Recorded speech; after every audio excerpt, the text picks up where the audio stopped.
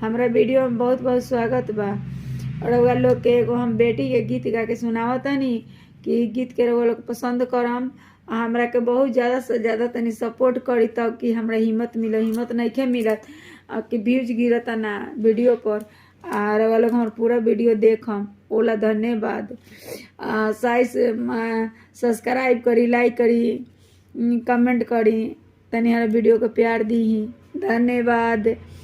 अथी कोठा के ऊपर कोठरी ओ में लागले आमारा खहे, ओ में लागले आमारा खहे। आए ताई पैसी सुतनी अपना पापा कुछु दाना मांगी है। जगह वहीं चलली दुलारी बेटी, पापा जी का तनी न सोइले। पापा जी दुआरा सजना लोग ठारी भइले, कुछु दाना मांगी है। सोनावा जे देनी बेटी चनिया औरो सारी से संपता है। आहे कनाई दे बो दुलारी दिया, मंदिर सुना हुई है। आहे को नहीं दे बो दुलारी दिया, मंदिर सुना हुई है।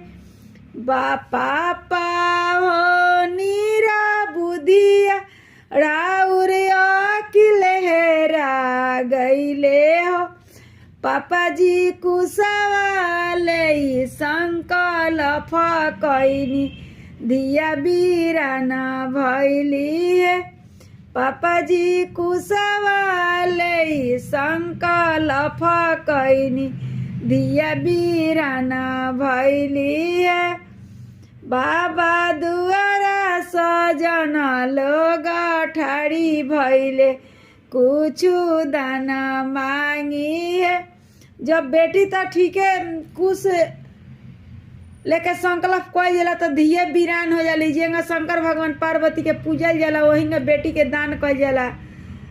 पूज के जेकर बेटी बा ओकरा धन्यवाद कि बेटी के बियाह क के सब शौक हरमान पूर जाता।